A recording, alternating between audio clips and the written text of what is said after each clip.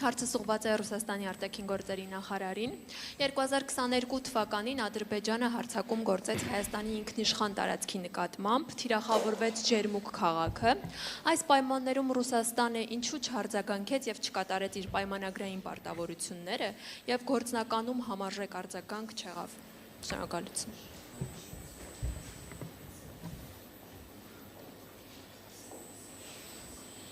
Я не знаю, что вы называете соответствующей реакцией. Реакция, которая отвечала нашим обязательствам. Մեր պարտավորություններից փոխող արձագանքը, որը համապատասխանում էր հապկում Հայաստանի հետ մեր պայմանագրային պարտավորություններից, այդ արձագանքը եղավ անմիջապես առաջնախումբը, առաքելությունը իրավիճակին ծանոթանալու համար փաստահավաք, այսպես ասած, առաքելությունը հապկի գլխավոր կատողարի ղեկավարությամբ միանգամից ուղևորվեց դեպքի վայր, ներկայացրեց օպերատիվ զեկույց, կոնկրետ եւ պրակտիկ առաջարկություններով այն մասին, որ պետք է հապկի դիտորդների առաքելություն ուղարկել այնտեղ իրավիճակը կայունացնելու համար, դիտորդների թիվը նախանշվեց իրենց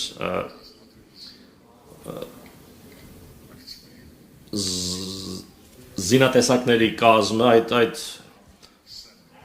հարցը քննարկվեց նույն տարվա հոկտեմբերին Երևանում հապկի գագաթնաժողովի ընթացքում, դրանից առաջ եղել էր կառավարությունների հանդիպում, աշխատում էին արտգործնախարարները եւ պաշտպանության նախարարներն այդ ուղղությամբ, աշխատում էին երկար, իրենք էին խմբագրում այդ առաջարկությունները, որոնք հապկի կառավարության կողմից ներկայացվեցին, այդ Սամվել Միրզոյանի նախագահությամբ էր եւ վերջում մենք հասանք կոնսենսուսի ամբողջ տեքստի վերաբերյալ եւ առավելության տեքստը ներկայացվեց պետությունների կառավարությունների ղեկավարների քննարկմանը, բայց այդ իրավիճակում արդեն տեքստ համաձայնեցված տեքստը տարբեր պատճառներով հայկական կողմն առաջարկեց հետաձգել, կոնսենսուս չեղավ, մենք համաձայնեցինք, տվեցինք մեր համաձայնությունը եւ որոշ ժամանակ անց արդեն հայտարարվեց նոյեմբերին 2022-ի հայտարարվեց Եվրամիության առաքելության մասին եւ Պրահայում հայտարարվեց այն մասին, որ Լեռնային Ղարաբաղի պատկանելիության հարցում դիրքորոշումը այժմ արդեն երկկողմ հիմունքներով, որոնք հաստատվեցին Բաքվի եւ Երևանի կողմից, որոշվելու է 91 թվականի Ալմատիի հռչակագրի հիման վրա, որի համաձայն Լեռնային Ղարաբաղի ինքնավար մարզը Ադրբեջանի մաս է։ Դա բավական անակնկալ անսպասելի էր, որովհետև 20 թվականի նոյեմբերին, երբ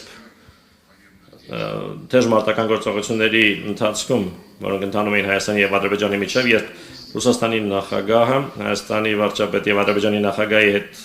միասին գիշերը բառացիորեն անձամբ խմբագրեցին պայմանավորվածության տեքստը, հրադադարի մասին պայմանավորվածության տեքստը, այդ փաստաթղթում Լեռնային Ղարաբաղի պատկանելիության հարցը գիտակցաբար թողնվել էր պակագծից դուրս,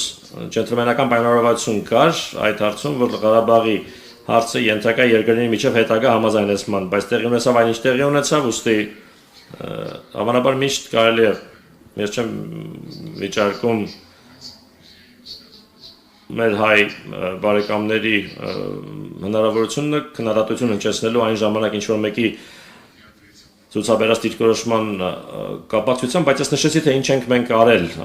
իսկ ավելի խորը ընկալման համար, իրավիճակն ավելի խորապես հասկանալու համար, իհարկե հիշեցի,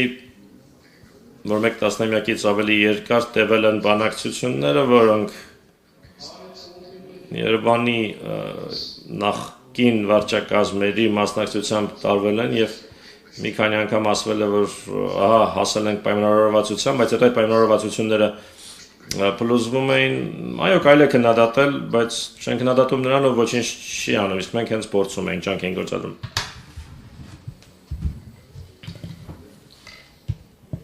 Ես դերևս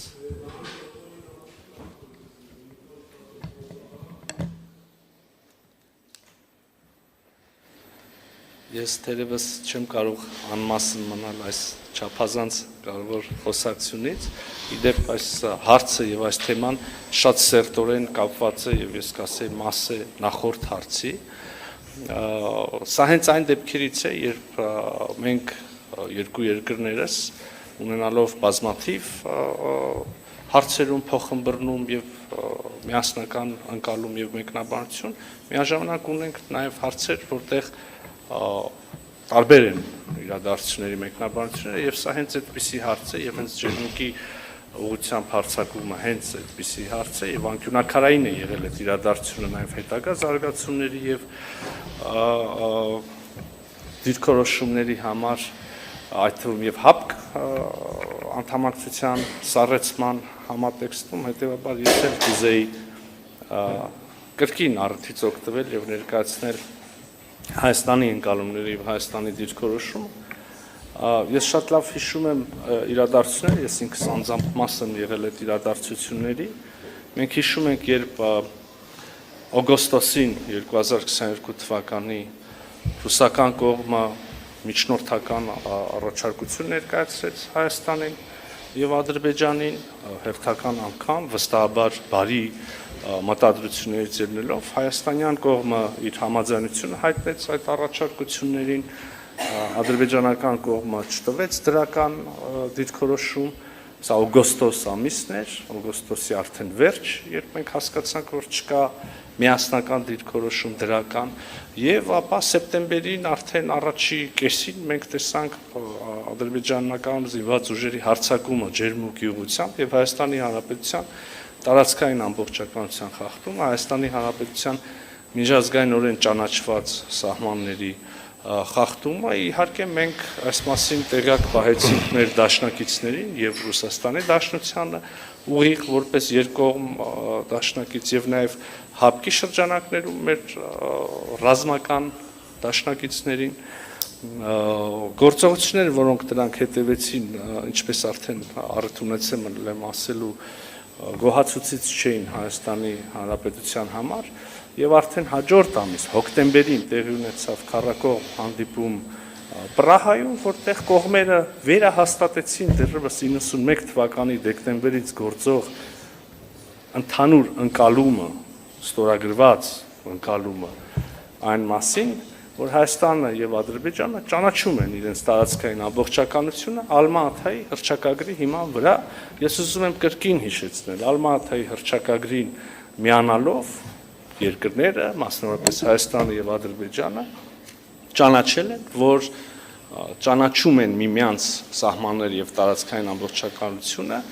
խորհրդային միության փլուզման պահին գործող սահմանների շրջանակներում։ Ինչ վերաբերում է այս հարցում Լեռնային Ղարաբաղի խնդրին, ապա Հայաստանի Հանրապետության դիրքորոշումը տարիներ շարունակ եղել է չկիսված որևէ միջազգային գործընկերոջ կողմից, այդ թվում նաև հարկ եմ համարում այս պահին հիշեցնել, որ Ռուսաստանի Դաշնությունը բարձրագույն մակարդակով ընդգծել է Լեռնային Ղարաբաղի պատկանելությունը Ադրբեջանին, Հայաստանի Հանրապետությունը չի վիճարկում այս մոտեցումը, Հայաստանի Հանրապետությունը կրկին ուզում եմ առիթից օգտվել եւ ասել, որ ճանաչում է Ադրբեջանի տարածքային ամբողջականությունը Ալմաթայի հռչակագրի վրա, հիման վրա եւ բնականաբար ակնկալում է եւ ստացել է հավաստիացում Ադրբեջանի կողմից Հայաստանի Հանրապետության տարածքային ամբողջականության ճանաչման վերաբերյալ կրկին Ալմա-Աթայի հռչակագրի հիման վրա։ Շնորհակալ եմ։